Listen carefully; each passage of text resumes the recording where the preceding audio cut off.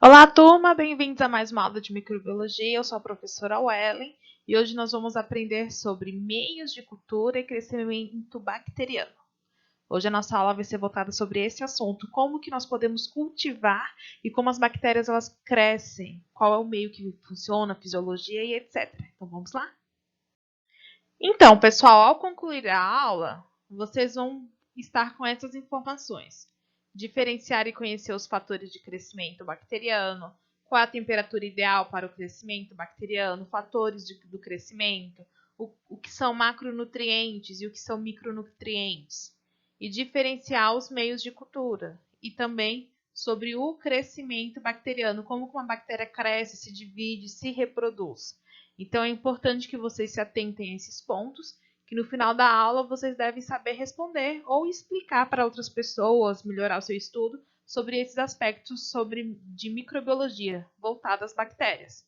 Principalmente sobre o que a bactéria precisa para crescer, para se reproduzir. Quais são os nutrientes necessários, o meio necessário. Aí nós vamos ver com o decorrer da aula. Crescimento microbiano ou crescimento bacteriano, no caso que nós vamos tratar. Quando a gente fala de crescer, nós levamos muito em consideração o volume. Como assim, professora? As pessoas às vezes falam, ai, fulano cresceu. Significa que ele ficou alto, ganhou peso, ele ganhou massa. Aquela pessoa, ela cresceu com o passar dos anos. Só que quando nós falamos de bactéria, não é esse tipo de crescer, de ganhar volume. Por exemplo, uma célula que teria mais ou menos 0,1 milímetro de tamanho, ela fica com 0,3 milímetros. Ela incha, vamos dizer assim, ela aumenta de tamanho. Não é esse o fator de crescimento. O crescimento microbiano, ele se trata do número de células. Então, quando eu falo que eu tenho crescimento microbiano ou crescimento bacteriano em curso, eu estou me referindo que aquelas bactérias estão se multiplicando. Então, não é em volume, é em quantidade. Isso tem que ficar bem fixado para vocês, pessoal. Crescimento microbiano é o número de células, a quantidade deles, a divisão da minha bactéria. Não vamos esquecer desse ponto. E aí nós vamos tratar também alguns aspectos clínicos, como colônia. O que significa colônia? Ah, eu vou para uma colônia de férias, a gente vê isso muito em filme. Você vai para algum lugar isolado, passar as férias com um monte de gente. Olha, fica aí o gancho para a gente entender como que funciona uma colônia bacteriana. Colônias é um grupo de células grande o suficiente capaz de se observar sem auxílio de microscópio. Então, quando eu tenho uma bactéria, a gente não consegue enxergar ela a olho nu. Eu preciso de uma microscopia, seja ela uma microscopia óptica para ver a coloração, ou então uma microscopia eletrônica para ver a morfologia, as organelas, etc. Mas quando eu falo de colônia, eu vou ter um crescimento bacteriano que vai agrupar essas bactérias. Essas bactérias vão ficar em grupo. Então, cada bolinha dessa que a gente observa aqui, deixa eu mudar a cor da minha caneta. Cada bolinha dessa que a gente observa aqui é uma colônia de bactérias. Então, aqui tem bilhões de bactérias. Tem bactéria suficiente que nós conseguimos observar a olho nu sem precisar de microscópio. Então, eu vejo aqui nessa placa, por exemplo, essa placa aqui, onde tem essa luvinha azul. Nós temos várias colônias de bactérias. Cada bolinha dessa é uma colônia. E cada colônia possui bilhões de bactérias. Então, toda vez que vocês ouvirem o termo colônia de bactérias, está se referindo ao agrupamento, ao grupo delas, capaz de se observar a olho nu sem o auxílio de um microscópio. Então, isso significa que para eu ter uma colônia, eu preciso de crescimento microbiano ou bacteriano. Eles estão relacionados, porque como a minha bactéria não cresce em volume, ela cresce em quantidade, ela se divide, ela se multiplica. Então, conforme ela vai crescendo, ela vai formando colônias. Isso tem que ficar bem claro, ok, pessoal? Só que para uma bactéria crescer, eu preciso de fatores de crescimento. Por exemplo, vamos tomar o nosso exemplo humano, exemplo animal. Uma pessoa, quando você tem um bebê, você precisa dar alimento suficiente, nutriente suficiente para esse bebê ele crescer saudável. Então, você precisa fornecer para ele um ambiente saudável, uma boa educação, uma boa alimentação, cuidados necessários, etc. E aí, conforme o tempo vai passando, você vai de um bebê para uma criança, um jovem, um adolescente, um adulto, um idoso. Você vai crescer bem. O meio todo, ele traz fatores de crescimento para você se tornar a pessoa que você é hoje. Seus filhos vão se tornar a pessoa que eles vão ser no futuro e etc. Mas se tratando de bactéria, nós temos alguns fatores de crescimento. Esses fatores podem ser divididos em dois grupos. O primeiro grupo são os fatores físicos, que estão relacionados ao meio em que a bactéria vai crescer. Como, por exemplo, a temperatura, tem que ser uma temperatura ideal. O pH, potencial hidrogeniônico, tem que ser um pH adequado para a minha bactéria. E também pressão osmótica, concentração de sais, de eletrólitos e etc. Porque eu estou tratando de bactérias e não são todas as bactérias que crescem no mesmo arranjo no mesmo arranjo ambiental. Cada bactéria tem uma especificidade, a gente vai ver isso mais para frente. E depois nós também temos os fatores de crescimento químicos, que são os elementos químicos que ajudam uma bactéria a crescer. Aí eu vou precisar de fontes de carbono, nitrogênio, fósforo, enxofre, oxigênio. Nós vamos precisar de elementos traço, que é o que eu chamo de micronutrientes, e também fatores orgânicos de crescimento. Esses fatores químicos que nós vamos tratar é como se fosse a alimentação da minha bactéria. O que ela precisa para se montar, para se alimentar? E os fatores físicos é o ambiente, como o meio ambiente favorece o crescimento dela. Então, que isso fique bem claro. As bactérias, o meu crescimento bacteriano precisa dos fatores de crescimento, sejam eles físicos ou químicos. Não vamos esquecer disso. Quando eu falo, pessoal, de temperatura, isso me refere ao clima. Aqui está muito quente, tem lugares do Brasil que está muito frio. Então, temperatura se refere ao clima. A maioria dos micro-organismos crescem bem nas temperaturas ideais para os seres humanos. Beleza. Isso a gente já conhece. Nós temos vários tipos de bactérias, vários tipos de infecções que dão no corpo humano. Então, a temperatura é o ideal. A mesma temperatura que é boa para a gente também é boa para os micro-organismos. Para a maioria. Porém, existem micro-organismos que crescem em temperaturas diferentes. Certas bactérias crescem em extremos de temperatura. Quando nós falamos em extremos de temperatura, nós levamos um gancho tanto para temperaturas quentes, ao extremo do quente, como também para temperaturas frias, o que não é o ideal para nós. Por exemplo, o nosso ambiente de temperatura saudável que nós temos é em torno de 21, 33 graus, a gente passa bem. A partir de 33 graus, a gente começa a ter desequilíbrio por causa do calor. Às vezes a gente tem uma insolação e etc. E já se a temperatura for abaixo de 21, a gente começa a ter muito frio e isso também atrapalha o nosso cotidiano. Então, uma temperatura boa para nós, pessoas, vivemos é entre 21 e 33 graus. Até 33 graus, até menos. Melhor ainda, né? Quem gosta de calor. Mas para uma bactéria, tem algumas que vivem além disso. Algumas podem suportar temperatura como 40, 50, 60 graus. Outras podem suportar temperatura como 10, 9, 8, menos 5 graus. E etc. Vai depender do tipo de bactéria. Isso se aplica a todas? São todas as bactérias de interesse médico que se aplica? Não, nós temos grupos específicos.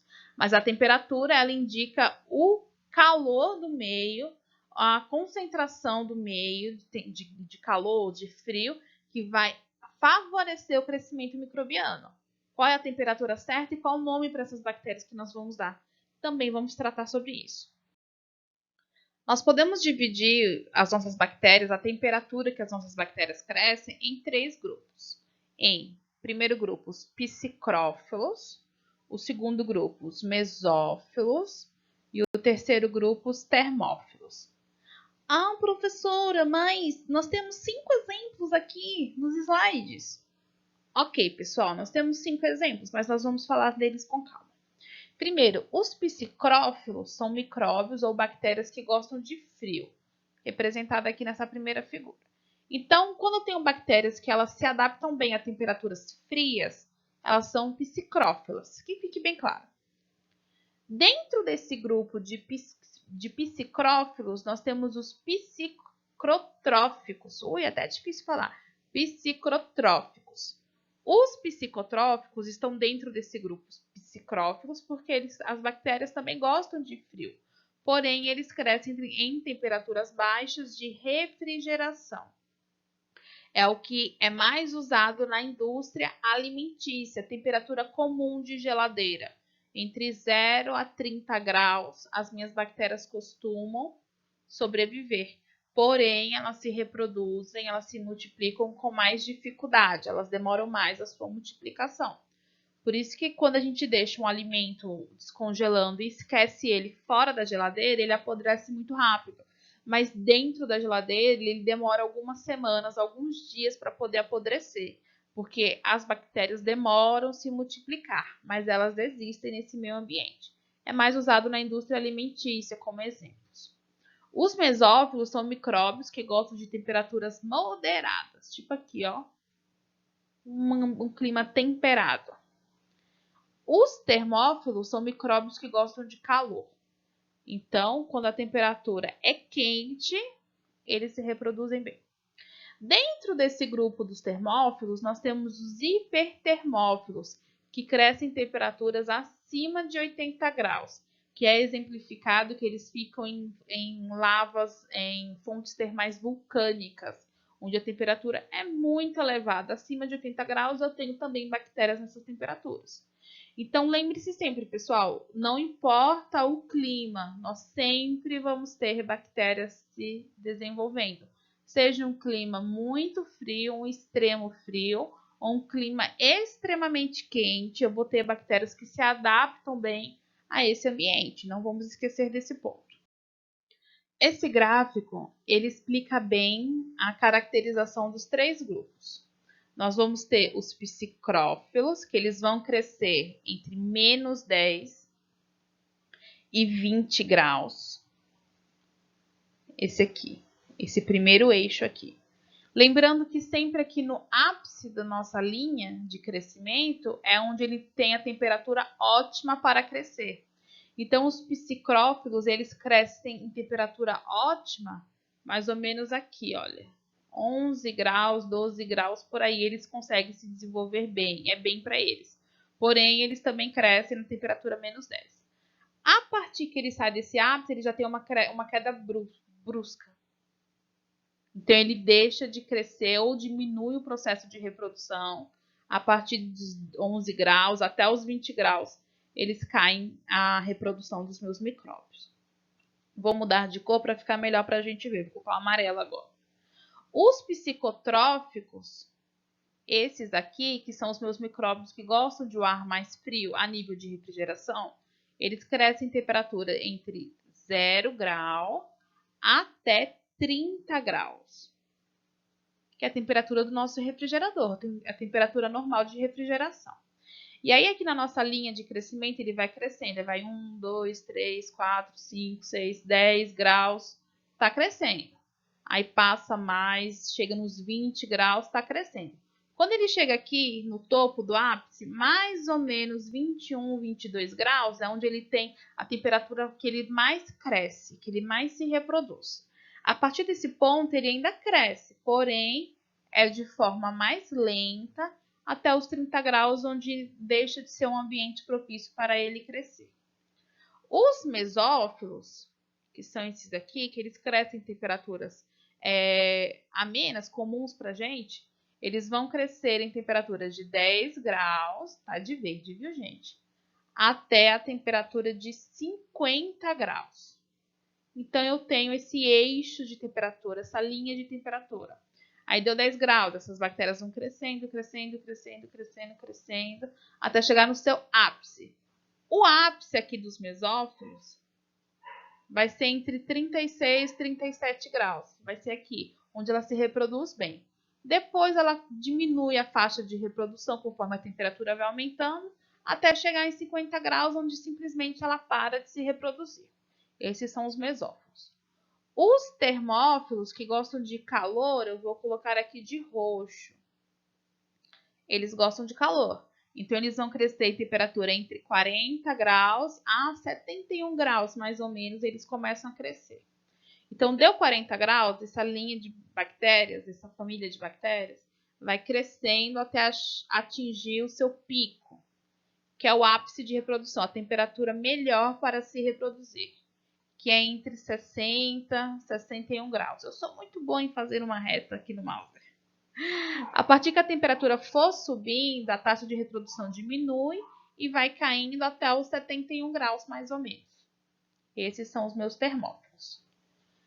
Os meus hipertermófilos, que eu vou exemplificar para a gente de azul, aqui, hipertermófilos, vocês estão escutando, né, gente? Minha cachorrinha latindo.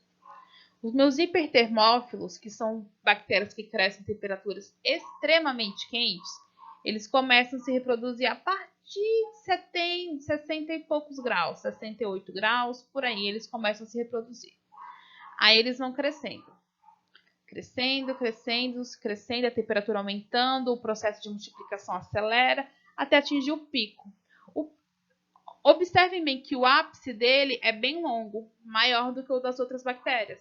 Então, ele atinge o ápice entre, vamos colocar aqui mais ou menos, 87 graus até uns 97 graus. Uns 10 graus ele tem uma faixa de crescimento ótimo. Após isso, vai aumentando mais a temperatura, eles vão se parando a reprodução até eles não conseguirem se reproduzir mais acima de 100 graus. Então, o que isso mostra pra gente, pessoal? Entre os eixos de temperatura, vou deixar aqui de preto agora a minha caneta. Entre todos esses eixos de temperatura, as nossas bactérias, elas se adaptam bem ao clima. Porém, depende. Depende de quê, professora? Do tipo de bactéria. Claro que uma bactéria que cresce em temperaturas psicrófilas, a menos 8 graus, não vai ter a mesma taxa de crescimento, ela não consegue sobreviver em uma temperatura mais amena, como os mesófilos. E os hipertermófilos não conseguem sobreviver à mesma temperatura fria. Então, eu tenho cada bactéria em seu ambiente. Mas o que é interessante para a gente, pessoal? Que a partir de 100 graus, a gente não tem mais reprodução bacteriana. Então, se eu tenho um lugar que tem uma temperatura acima de 100 graus, então eu consigo matar as minhas bactérias. Se eu consigo matar as minhas bactérias, isso dá início a um processo que a gente chama de esterilização. Foi aí onde, com essas pesquisas, que a gente conseguiu entender como que funciona a esterilização de material cirúrgico, material hospitalar e até mesmo de objetos que nós usamos no dia a dia, que vão ao calor. Então, os cientistas eles descobriram que quando você coloca determinado objeto à exposição de um calor muito alto, você consegue livrar as bactérias dele. Você vai esterilizar esse objeto matando as bactérias, porque nem as hipertermófilas conseguem viver. Por isso que sempre que a gente for trabalhar com processo cirúrgico, os materiais, os instrumentos cirúrgicos, eles são esterilizados. As roupas cirúrgicas, elas são esterilizadas também em autoclave. Tudo é esterilizado em temperatura entre 200 e 300 graus para a gente poder trabalhar. Seja ela uma esterilização química, que é onde eu tenho produtos químicos envolvidos, uma esterilização mecânica, onde eu só tenho calor envolvido, ou uma esterilização úmida, onde eu tenho a umidade com calor para poder fazer a esterilização do material. Acima de 100 graus eu consigo desinfectar ou esterilizar, matar, eliminar qualquer micro-organismo. Beleza? Que isso fique bem claro. É um assunto bem gostoso da gente conversar, da gente tratar, de se estudar. É muito gostoso estudar esse ponto. Vamos para o próximo. Como nós vimos no gráfico anterior, nós descobrimos que as bactérias têm uma taxa de crescimento mínimo e máximo. Por exemplo, nas psicotróficas, eu vou aprender a falar os nomes direitinho, pessoal. Elas crescem em temperatura entre 10 e 30 graus. Então, eu tenho a mínima temperatura, que são 10 graus, e a máxima temperatura específica, que são os 30 graus. Então, nós temos essa divisão. Então, a temperatura mínima específica de crescimento é a menor temperatura pela qual uma espécie pode crescer, que nós vimos no gráfico anterior. A temperatura ótima de crescimento é a temperatura na qual uma espécie cresce melhor, que é quando ele atinge o ápice naquele gráfico que nós vimos.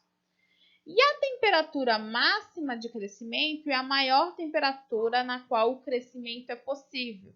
É o limite da maior. Por exemplo, as minhas bactérias hipertermófilas, que nós vimos no gráfico anterior, elas crescem até 110 graus.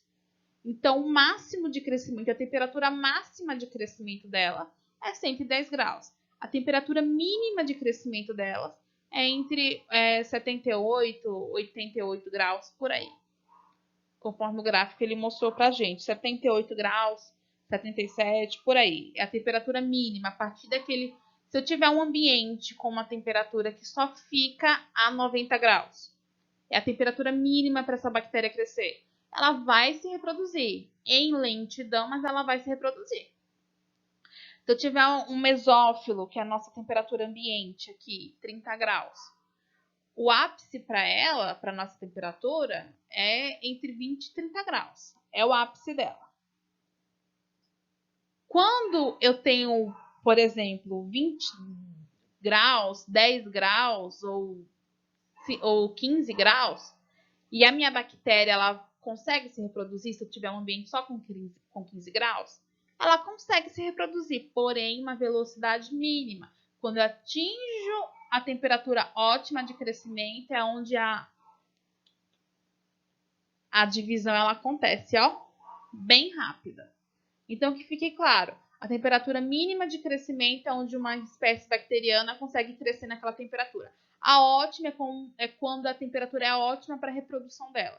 E a mínima de crescimento é que ela vai diminuindo a taxa de reprodução até ela não se reproduzir mais, ok? Mais uma vez o nosso gráfico, para ficar bem claro, onde eu tenho... Vamos pegar um exemplo, vamos pegar os termófilos, tá aqui de verde, Se perguntar para você bem assim, dar um gráfico e falar, exemplifique no gráfico, questão de prova, pessoal, exemplifique no gráfico a temperatura ótima, mínima e máxima de crescimento para as bactérias termófilas. Vocês iam exemplificar como? Vocês iam analisar, bom, a linha de crescimento começa em 40 graus e termina em 71 graus. Então, a mínima de crescimento seria 40 graus. A máxima de crescimento seria 71 graus. Então, a mínima é 40 graus, elas começam a se reproduzir nessa temperatura, e a máxima é 71 graus, onde elas param, cessam a reprodução. Elas não conseguem mais se multiplicar acima de 71 graus. Mas e a temperatura ótima? Aí vocês iam ver o ápice da minha ali curva de crescimento e fazer o tracejado. Entre 61 e 62 graus, elas conseguem se reproduzir em ambiente ótimo para elas, que é o ápice. Bem simples, bem fácil.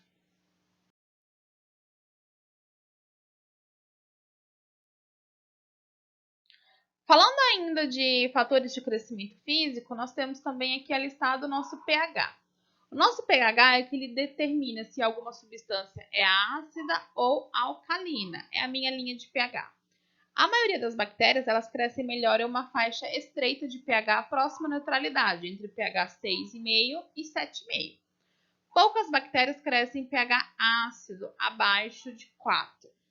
Então, o que eu tenho aqui, pessoal? Eu tenho bactérias que elas conseguem sobreviver bem a um pH ácido e também a um pH alcalino, que eu vou chamar essas bactérias de acidófilas ou de alcalinotróficas.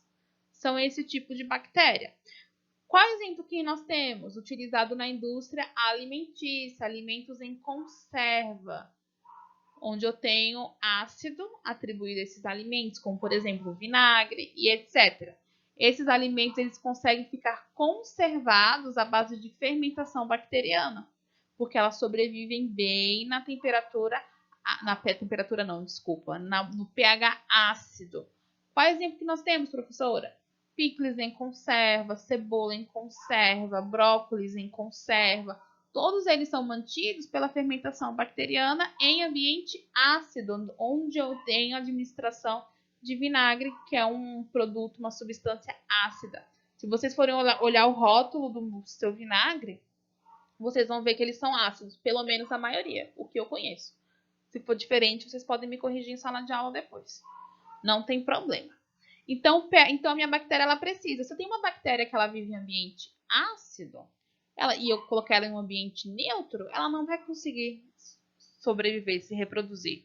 Ou uma bactéria que vive em ambiente alcalino, como por exemplo pH de 8, e levar ela para o meu pH neutro de 6,5, ela também não consegue se reproduzir. Exemplos de bactérias patogênicas, pessoal, clínica, vamos para a clínica. Que tipo de bactéria consegue se reproduzir bem no nosso organismo com o nosso pH ácido? Aí vamos lembrar. Professora, mas o nosso organismo, o nosso sangue, o pH é neutro, é entre 7,40, 7,41, no máximo 7,42. Como assim a bactéria vai sobreviver em pH ácido? Aí nós lembramos o nosso suco gástrico, que fica lá no nosso estômago. Ele é ácido, pessoal. Ele é um pH mais ou menos entre 3 e 3,5. Ele é muito ácido. Existem bactérias que sobrevivem nesse pH?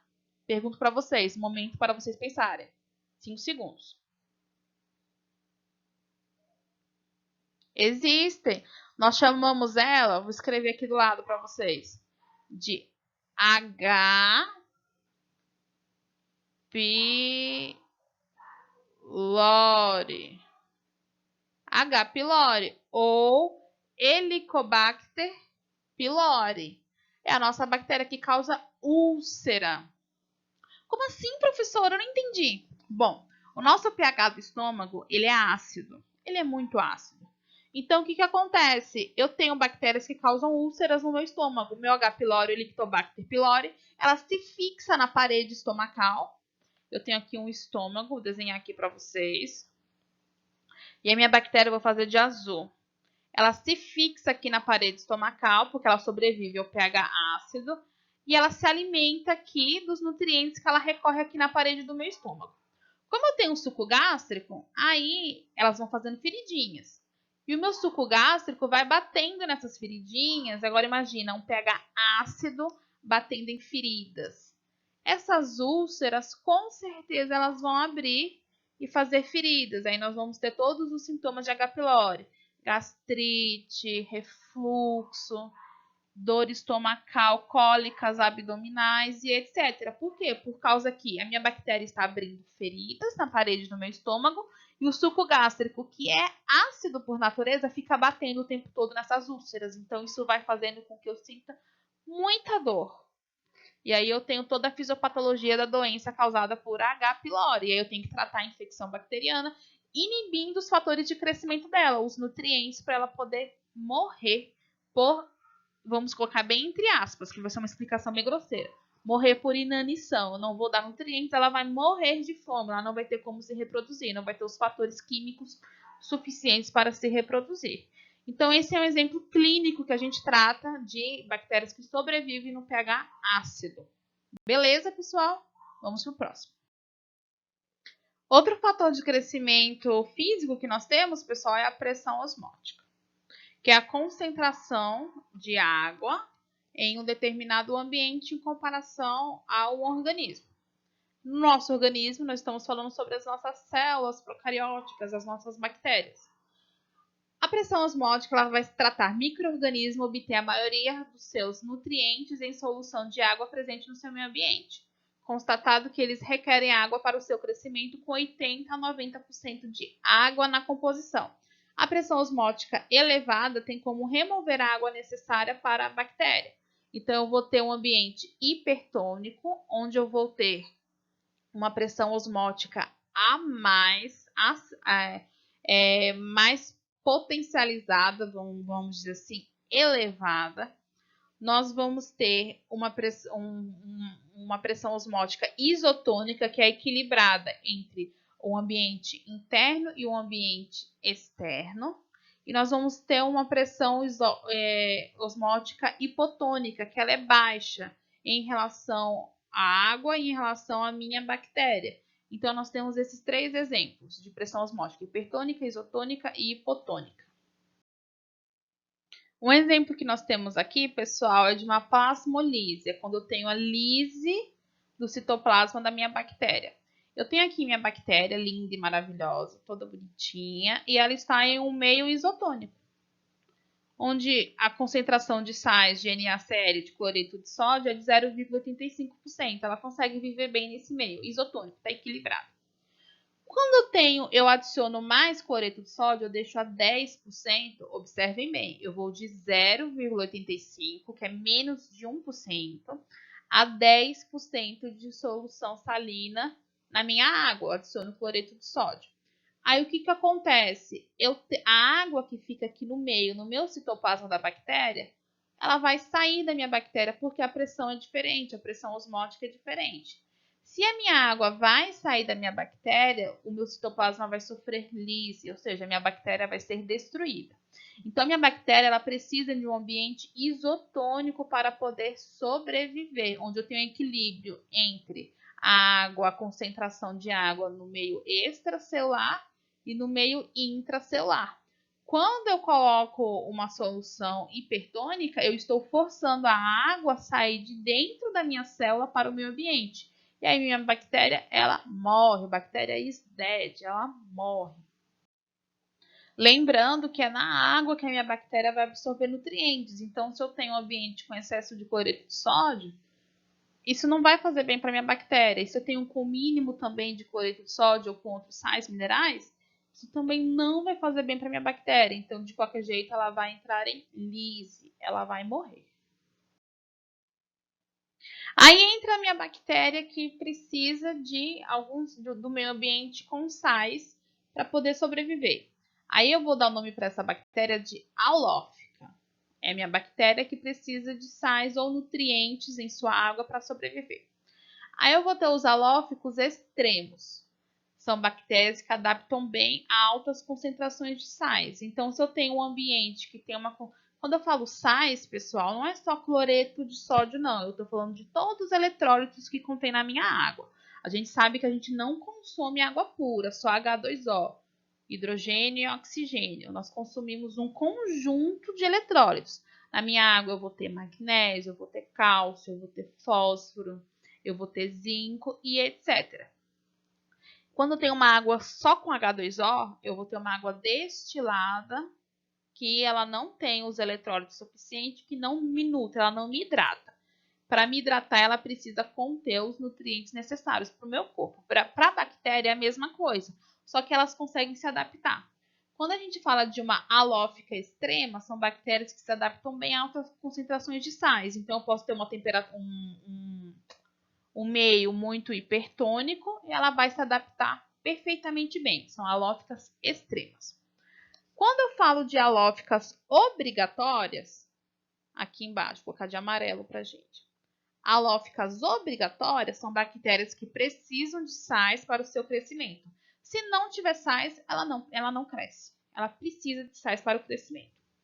E quando eu falo em halóficos facultativos, aqui de roxo, é o mais comum e não requerem altas concentrações de sais, mas são capazes de crescer em concentrações salinas de 2%. Uma concentração que inibe o crescimento da maioria dos micro-organismos. Então, o que acontece, pessoal? Os meus halóficos facultativos são bactérias mais comuns. Eu não preciso de uma alta concentração de eletrólitos ou de sais para minha bactéria sobreviver. Não preciso. Mas ela consegue sobreviver a 2%, que é quando tem a maioria das bactérias, outras bactérias que morrem se eu tiver uma concentração de sais a 2%, ela vai conseguir ainda sobreviver. E aí onde nós temos a relação dos sais, representada aqui pelo tubo de sal, o potinho de sal, em relação à minha bactéria, é perigoso. Nós precisamos controlar o meio que a nossa bactéria vive. Isso inclui também a gente entender que assim também funcionam as medidas de esterilização e desinfecção. Quando a gente entende o que a nossa bactéria precisa para sobreviver, a gente consegue retirar do seu meio para poder matar a bactéria. Por isso que é interessante não, importante, pessoal, anotem no caderno. É importante saber quais são os meios físicos que a minha bactéria precisa para poder se reproduzir, para eu poder saber como eliminá-la, como destruí-la. E assim a gente consegue se livrar de infecções patogênicas, das bactérias clínicas que causam mal à nossa saúde. Ok? Já falamos dos nossos fatores de crescimento físicos, temperatura, pH, pressão osmótica. Vamos falar agora dos nossos fatores de crescimento químicos, a parte nutricional da minha bactéria. Vamos começar com ele, o nosso Czinho da tabela periódica, o nosso lindo e maravilhoso carbono. O que é o carbono? O carbono ele é um componente que, depois da água, ele é o mais importante para manter uma célula viva. Porque tudo ao nosso redor tem compostos de carbono, ou quase tudo, ou os mais significantes, vamos dizer assim. Abrindo aspas, lógico. Então, o carbono, depois da água, é o elemento mais importante para nós, para uma célula. Quando nós falamos de carbono, ele está no esqueleto da estrutura da matéria viva, é necessário para todos os compostos orgânicos. Metade do peso de uma célula bacteriana é formada de carbono. As bactérias que são quimioheterotróficas, elas obtêm energia através do carbono. As quimioautotróficas e fototróficas, elas derivam carbono do CO2 como fonte de energia. Então, se a bactéria vai utilizar carbono de uma forma direta, como os quimioheterotróficos, para produzir de energia, ela vai precisar do carbono. Mas, se mesmo assim ela converte de CO2 o carbono, de dióxido de carbono, para obter as moléculas de carbono, ela também vai precisar do carbono para obter energia. Então, quando a gente fala de carbono, tudo é relacionado a carbono.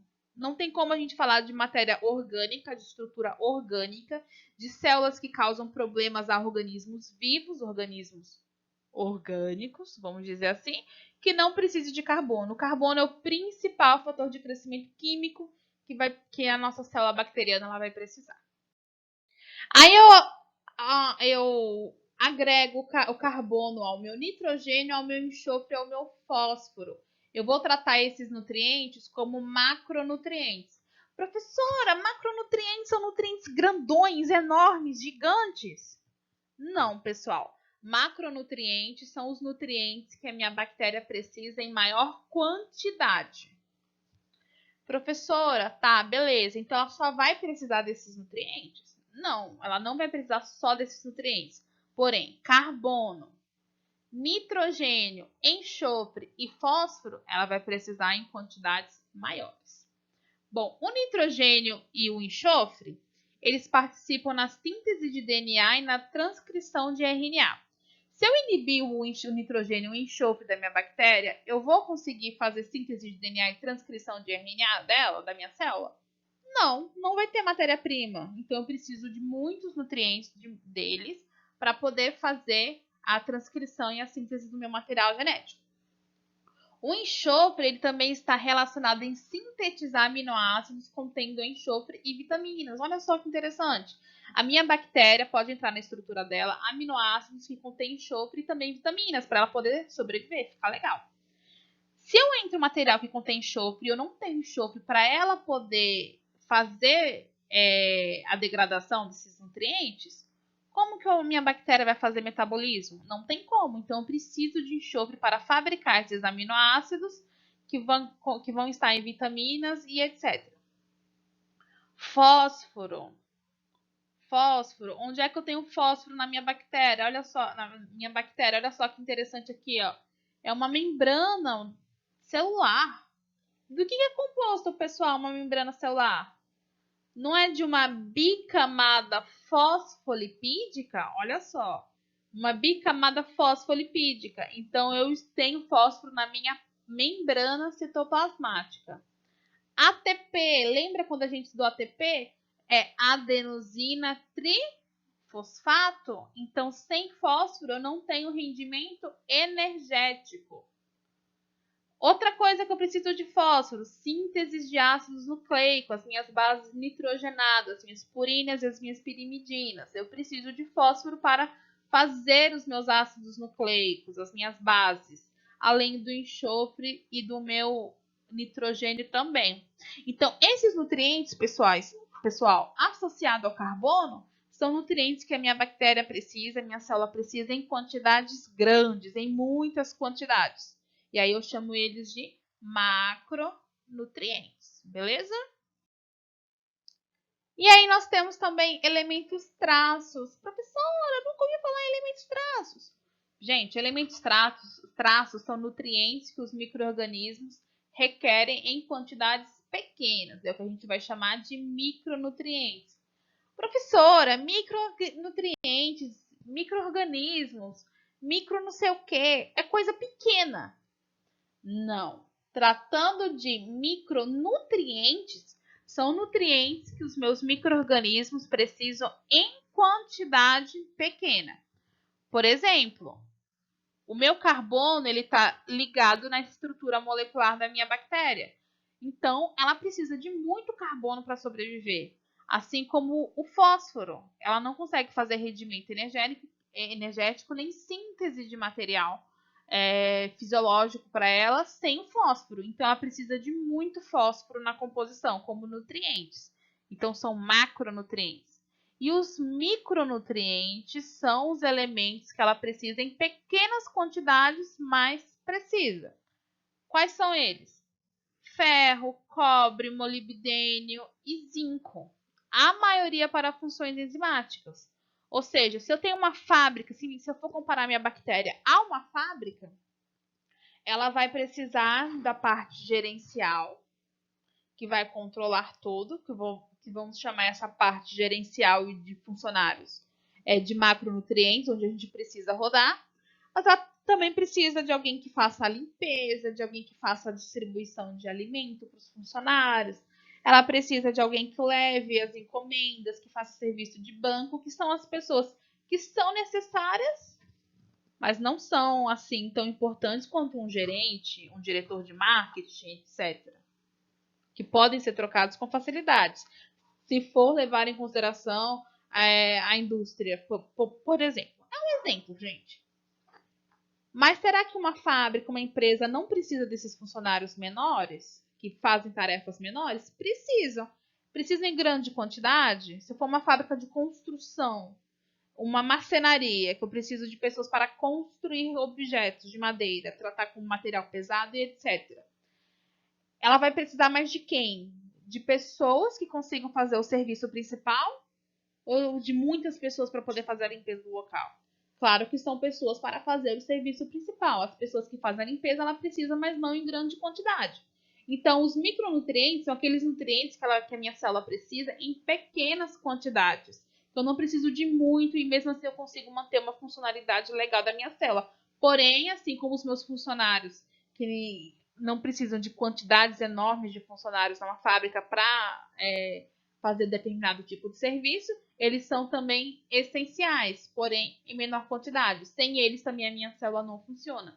Mas que fique bem claro, em menor quantidade. Beleza? Bora pro próximo. Outro nutriente que nós temos com fator de crescimento químico é o oxigênio. Oxigênio. Todo mundo precisa de oxigênio. Oxigênio é a melhor coisa que existe. Sem oxigênio, nós não podemos sobreviver. Você concorda com essa afirmação? Oxigênio puro a gente consegue sobreviver? Sim ou não? O oxigênio ele é bom ou ele é ruim? Aí depende. Se a gente for falar do oxigênio do ar atmosférico, o nosso ar atmosférico ele não é composto só de oxigênio. Olha só a porcentagem aqui em comparação. Eu tenho mais ou menos, vou colocar aqui, ó, 78% do meu ar atmosférico é composto de nitrogênio. Mais ou menos uns 12% é composto de oxigênio. E a outra porcentagem vai ser composta de dióxido de carbono, argônio e outros tipos de gases. Se eu ingerir oxigênio puro, 100% oxigênio, eu vou morrer, porque não é saudável, é tóxico para o meu organismo um oxigênio puro, um ar atmosférico com oxigênio puro, ele vai ser tóxico para o meu organismo. Por quê? Porque vai interferir nas minhas trocas gasosas e etc. Vai ser tóxico. Dizem que quando os dinossauros existiam aqui na Terra, nossa Terra tinha muito oxigênio. E aí precisava de dinossauros para poder consumir esse oxigênio. Aí Deus fez os dinossauros e colocou aqui na Terra, que os dinossauros é comprovado cientificamente que eles existiram. Então, o dinossauro existiu. E aí Deus fez os dinossauros e colocou aqui na Terra, para quem acredita na criação. E colocou aqui os dinossauros na Terra. Com muito oxigênio no ar, eles consumiram o oxigênio que seria tóxico para os seres vivos. Depois veio o meteoro e matou a todos os dinossauros, e aí foi onde Deus criou o homem e a mulher, porque o ar já era um ar saudável para nós poder respirar. Faz sentido, pelo menos para mim faz, pessoal. Beleza. Passando desse exemplo de um pouquinho de história para a gente relaxar um pouco, e as nossas bactérias? O oxigênio é essencial para as nossas bactérias? Sim ou não, pessoal? 5 segundos para vocês pensarem, ó. 1, 2, 3, 4, 5. É necessário oxigênio para a nossa bactéria? Bora lá descobrir. Para eu dizer que o oxigênio é necessário para minha bactéria, eu tenho que entender que tipo de bactéria eu vou estar trabalhando, eu vou estar manipulando. Eu tenho bactérias que são anaeróbios obrigatórios, que são micro-organismos que precisam de oxigênio para sobreviver. Eu tenho anaeróbios facultativos, que eles têm a capacidade de continuar vivendo na ausência de oxigênio. E eu tenho micro-organismos que são anaeróbios aerotolerantes. Anaeróbios que eu não preciso de oxigênio. Eles não podem utilizar oxigênio para poder fazer rendimento energético, crescimento. Porém, eles toleram a presença do oxigênio, eles são aerotolerantes. Então, o nome diz tudo pra gente. Anaeróbio obrigatório. Obrigatoriamente, eles precisam de oxigênio para sobreviver. Exemplo, Clostridium tétano, bactéria que causa tétano.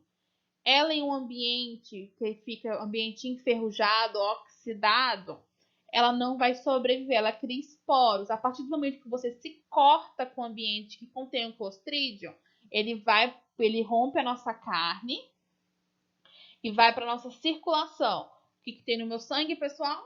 Oxigênio. E ele começa a se reproduzir na circulação sanguínea, porque tem oxigênio. E aí eu tenho todos os sintomas do sistema nervoso do meu tétano. Por isso que é muito perigoso. Então eles precisam de oxigênio para sobreviver. Anaeróbios facultativos, capazes de continuar vivendo na ausência de oxigênio. Exemplo que nós temos, bactérias fermentadoras. Podem ter oxigênio ou não oxigênio, elas continuam sobrevivendo. E os anaeróbios aerotolerantes, elas não utilizam oxigênio, mas elas toleram a presença dele. Aí, então, voltando à pergunta pra gente. Será que o oxigênio ele é necessário para minha bactéria como nutriente químico? Depende da minha espécie bacteriana. Não esqueçam disso. Depende de que espécie bacteriana eu vou estar tratando. Outro fator de crescimento químico são os fatores de crescimento orgânico. O que são os fatores de crescimento orgânico, pessoal? São compostos orgânicos essenciais, incapazes de serem sintetizados por um organismo, precisam ser adquiridos diretamente do ambiente. Que são elas as vitaminas, aminoácidos, as purinas e as pirimidinas, que são as nossas bases nitrogenadas. E aí eu pergunto para vocês, para o nosso organismo humano funciona da mesma maneira? Funcionam, porque tem determinados nutrientes que nós precisamos adquirir da alimentação, como vitamina. Quer ver um exemplo? Vitamina K. Vitamina K, ela atua como anticoagulante, então ela vai atuar diretamente na minha cascata de coagulação, fazendo com que as minhas plaquetas elas consigam fazer a sua atividade, que é coagular. O meu organismo ele não produz vitamina K. Se ele não produz vitamina K, eu preciso ingerir da minha alimentação, de verduras verdes, aquelas verdes bem escuras, possuem vitamina K.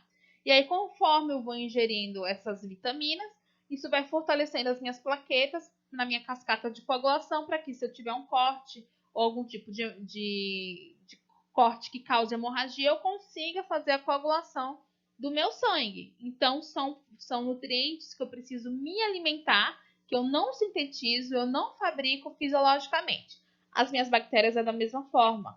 Ela precisa de algumas vitaminas, de aminoácidos, purinas e pirimidinas. Porém, pessoal, ela não sintetiza, ela não fabrica. Então, ela precisa adquirir do ambiente.